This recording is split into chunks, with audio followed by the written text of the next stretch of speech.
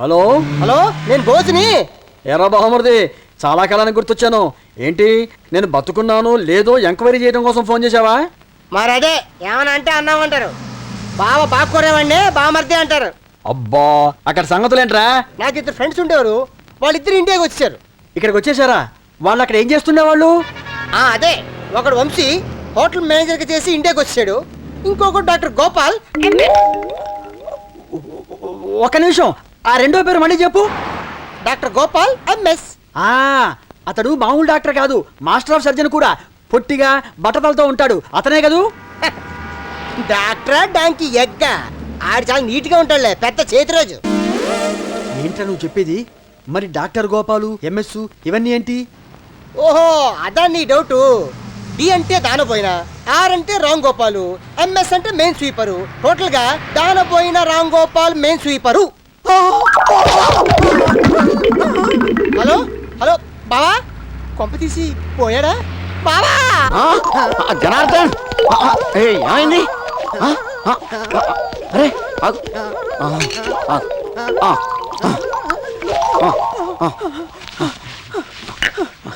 ఏంటి? అప్పారావు, అమెరికాలో ఆలి అని బావమరిది లేడు, వాడు ఇప్పుడు ఇక్కడికి ఫోన్ చేశాడు. మన దగ్గరకు వచ్చాడు డాక్టర్ గోపాల్ అని. వాడు ఎంఎస్ అని చెప్పాడు కదా. ఎంఎస్ అంటే మెయిన్ స్వీపర్. అమ్మాయి, తొందరగా పాలు తీసుకురా, నాగరాజుకి పెట్టాలి. తీసుకొస్తున్నానమ్మా. ఏమిటయ్యా, పాము సరిగ్గా ఆడటం లేదు. అమ్మా, పాము పాలు తాగుద్దా? ఎన్ని సినిమాలు చూడలేదు, ఉండి చూపిస్తాను.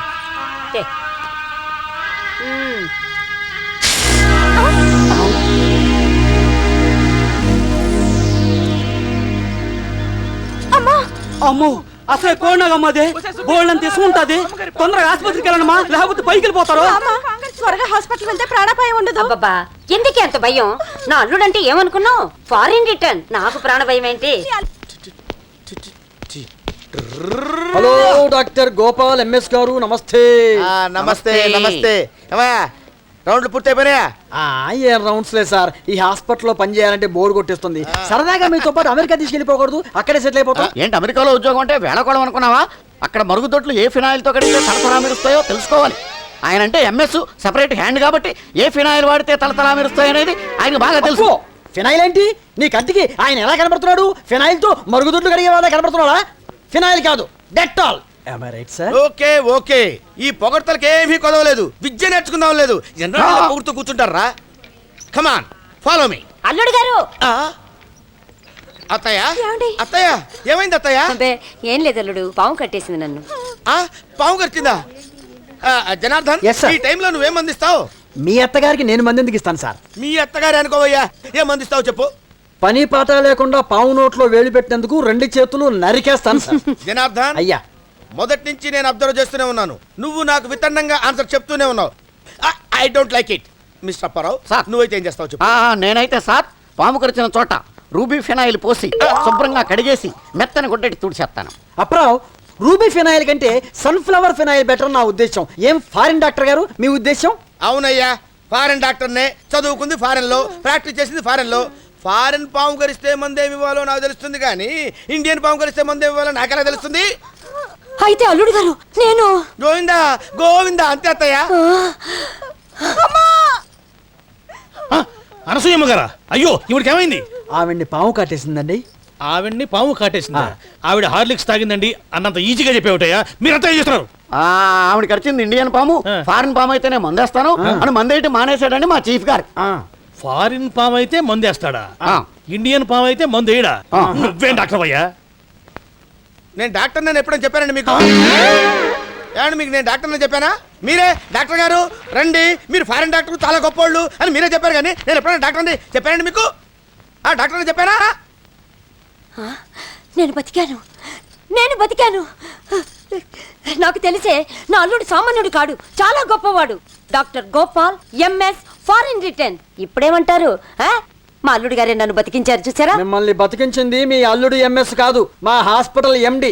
హలో అనసూయమ్మ గారు, అసలు మీ అల్లుడు ఎంఎస్ఏ కాదు. అంటే మా అల్లుడు గారు ఎంఎస్ కదా? ఎంఎస్ఏ, కానీ ఎంఎస్ అంటే మాస్టర్ ఆఫ్ సర్జరీ కాదు, మెయిన్ స్వీపర్.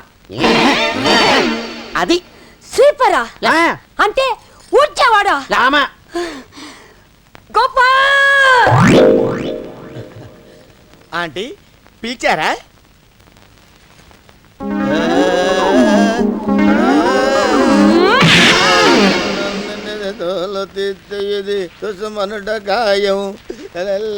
వదనాయ్ టిఫిన్ రెడీ ఈరోజు టిఫిన్ ఏంటి వదనాయ్? అట్లు అట్లా అన్నయ్య చేసాడా వదనాయ్ టిఫిన్? ఇంకా లేదు. లేదా?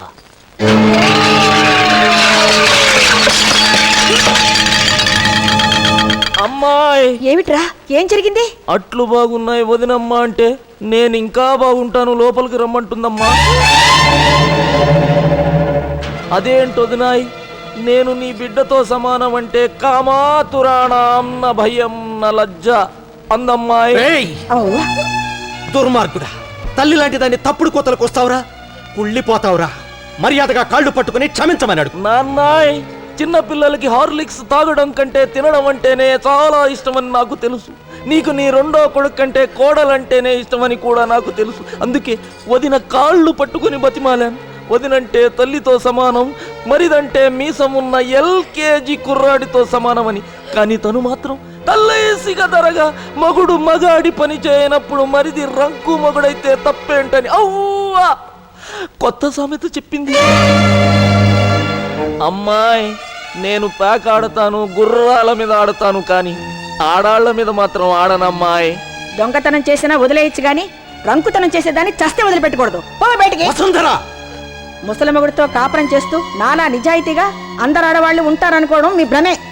ఈ ఇల్లు మారువేషంలో ఉన్న దేవాలయం లాంటిది. ఇక్కడ దేవతలకే తప్ప నీలాంటి దెయ్యాలకు చోట్లేదే. పో బయటికి. ఇంకా నిలబడ్డావేంటి? బయటకెళ్ళవా? మెడపట్టి గెంటించాలా? ఏంటి గొడవ?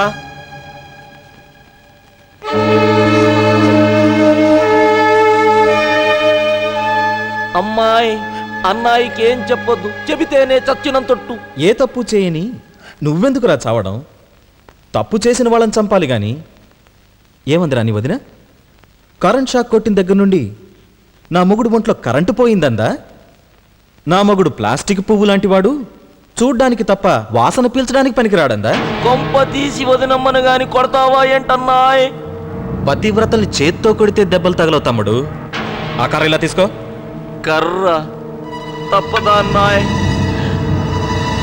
వద్దన్నాయ్, ఆవిడెంత దిగజారినా నీకు భార్య, నాకు వదిన. నా కళ్ళ ముందే కొడుతుంటే చూస్తూ తట్టుకోలేనన్నాయ్, తట్టుకోలేను. తప్పు చేస్తే వాడి కొట్టావేంట్రా? కొట్టడం కాదు, చంపేస్తాను వీణ్ణి. తల్లి పాలివ్వడానికి బయట తీస్తే రొమ్ము వంక చూసి రొమాన్స్ చేయాలనుకునేవాడివి రా నువ్వు. క్షమించకూడదా? నిన్ను చంపేస్తాను. నిన్ను నీ ప్రాణం. Police station. కన్న తల్లి కూడా చిన్నప్పుడు మాత్రమే మనకు స్నానం చేయిస్తుందిరా, కానీ నా భార్య నాకు ఈ వయసులో కూడా స్నానం చేయిస్తుంది. కన్న తండ్రి సైతం మనం అడుగులు వేసే వరకే మన వేలు పట్టుకుని నడిపిస్తాడు, కానీ నా భార్య నా చిటికిన వేలు పట్టుకున్న పాపానికి నా భారం అంతా మోసి నన్ను నడిపించిందిరా, నడిపించింది. నేను తాళి కడితే తను నా కోసం ముడుపులు కట్టింది. నేను తలంబ్రాలు పోస్తే తను నాకు ప్రాణం పోసింది. నా కోసం ఇంత చేసిన మనిషి నిన్ను పక్కలో పడుకుందని ఎలా నమ్ముతాను? ఎలా నమ్ముతాను? ఒకవేళ నా భార్య నిన్ను రమ్మన్నా నేను వదలనురా, నేను వదలనురా, నేను వదలను. వెంకటేశ్వర గారు, నా బిడ్డను చంపేస్తున్నాడు, పట్టుకోండి.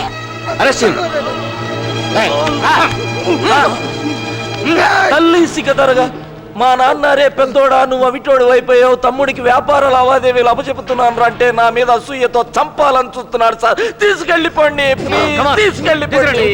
లక్ష్మి, ఏం లేదు, నాకేం కాదు, ఏం పర్లేదు, నేను వచ్చేస్తాను.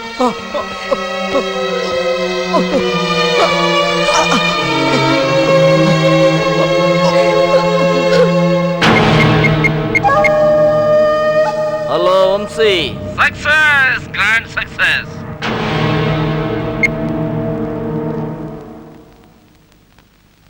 హలో అంకుల్, ఇంటి నుంచా? కాదు బాబు, పోలీస్ స్టేషన్ నుంచి. అయ్యిందేదో అయిపోయింది.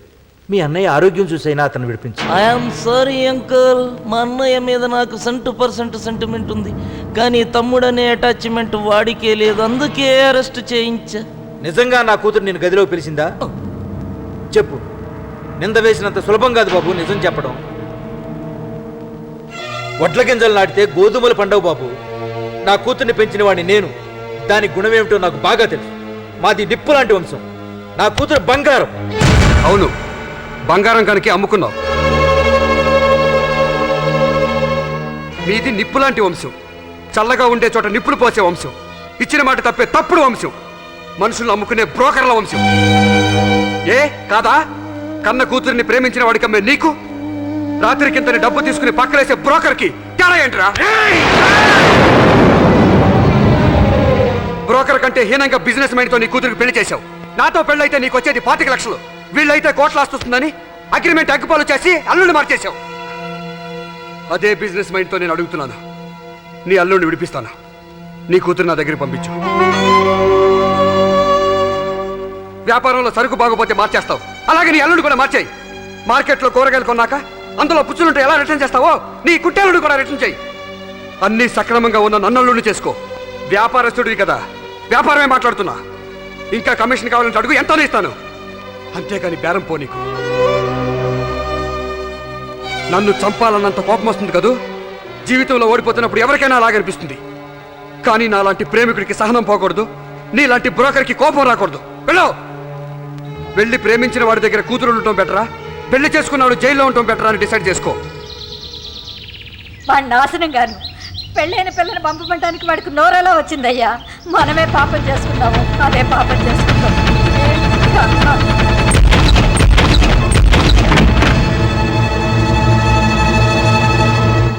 ఏంటి వ్యాపారస్తుడిగా మారావంట?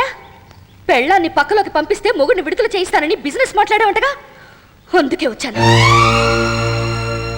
కొత్తగా లక్షలు వచ్చాయి కదా అని పాత కక్షలు తీర్చుకుందాం అనుకుంటున్నావా?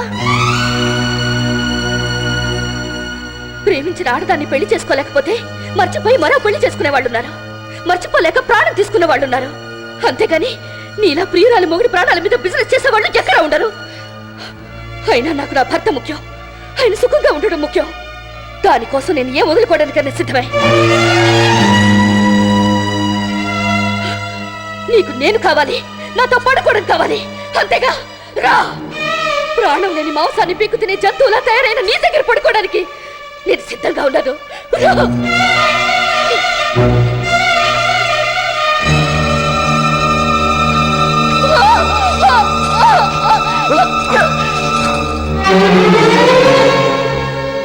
ఏ బయట లాగేసరికి పతివ్రత అన్న విషయం గుర్తుకొచ్చిందా? మహాపతివ్రతలాగా లెక్కిరిచావు కదే. రా. నువ్వేమన్నా అహల్య అనుకుంటున్నావా, అనసూయ అనుకుంటున్నావా? అనుకుంటే మొగడి కోసం గదిలోకి రావే. ఇక్కడికి వచ్చి వినవే, నీ పేరే వినిపిస్తుంది. ప్రవహిస్తున్న ప్రతి రక్త బిందువు మీద నీ పేరే ఉంటుంది. పీలుస్తున్న ప్రతి గాలి రేణువులోనూ నీ రూపమే ఉంటుంది. కదులుతున్న ప్రతి జీవకణంలోనూ నీ జ్ఞాపకం ఉంటుంది, నీ జ్ఞాపకం ఉంటుంది. ఏ మొగుడి కోసం త్యాగాలు చేసే ఆడవాళ్ళను పతివ్రతలనే లోకం ప్రియురాలి కోసం ప్రాణాలు వదలడానికి సిద్ధపడే మగాళ్ళని తెట్టులంటుందా?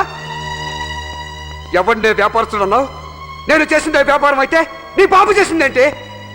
వాడి మాటలు విని నువ్వు చేస్తున్న సంసారాన్ని ఏ పేరుతో పిలుస్తావే? ఏ పేరుతో పిలుస్తావు? నిజమైన వ్యాపారస్తులు నువ్వు నీ బాబే. కనుకే ప్రేమను అమ్ముతారేమోనని ఇంకా వెయిట్ చేస్తున్నా. పెళ్లి చేసుకున్న మొగుడి కోసం ఇంకొకటి పక్కలో పడుకోవడానికి కూడా సిద్ధపడ్డాం. నీకు పతివ్రత ధర్మం అయితే ప్రేమించిన ప్రియురాలి కోసం ఏం చేసైనా సరే ఆమెను సొంతం చేసుకోవడం ప్రియుడిగా నా ధర్మం. ఏయ్, నిన్ను అనుభవించడానికి పిలవలేదే, నీతో కలిసి జీవితం అనుభవించడానికి పిలిచాను. నాకు కావాల్సింది నీ మాంసం కాదే, నీ మనస్సు, నీ ప్రాణం కాదే, నీ ప్రేమ కావాలి. చేతనైతే ఇవ్వు, ఇవ్వు, ఇవ్వవే. కమాన్, ఇవ్వు.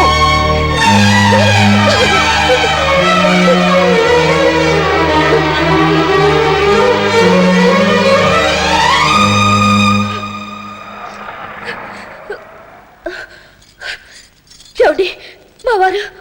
మీ వారు సడన్ గా స్పృహ పడిపోయారమ్మా. మీ వాళ్ళతో ఆయన ఇప్పుడే హాస్పిటల్కి పంపించాం.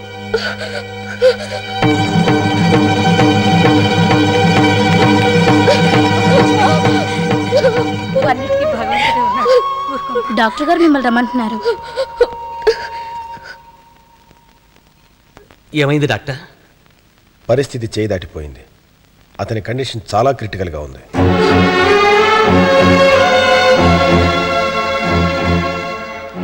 యాక్సిడెంట్లో చెస్ట్ కాలిపోయినప్పుడే అతని లైఫ్ కష్టం అనుకున్నాం. కానీ మీ కోడలు అతని గుండెలో పెట్టుకుని చూసుకొని మిరాకిల్గా మామూలు మనిషిని చేసింది.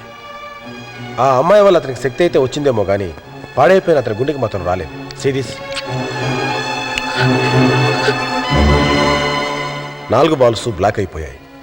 ఇక రక్తం అనేది ఒక్క డ్రాప్ కూడా అతని గుండెలోకి వెళ్ళలేనంతగా క్లోజ్ అయిపోయాయి. ఇక అతని గురించి ఆశ పెట్టుకోవటం అనేది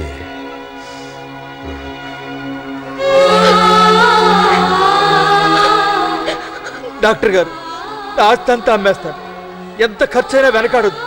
నా అల్లుడిని బతికించండి. డబ్బు సమస్య కాదండి. కన్ను పోతే ఏ ఐ బ్యాంకులోనూ కొనుక్కోవచ్చు. ఏ కిడ్నీయో కావాల్సి వస్తే ధర్మం చేసేవాళ్ళు ఇంత ధరని అమ్మేవాళ్ళు ఉంటారు. ఇది గుండె సార్. చూస్తూ చూస్తూ ప్రాణం ఎవరిస్తారు చెప్పండి? It's very difficult.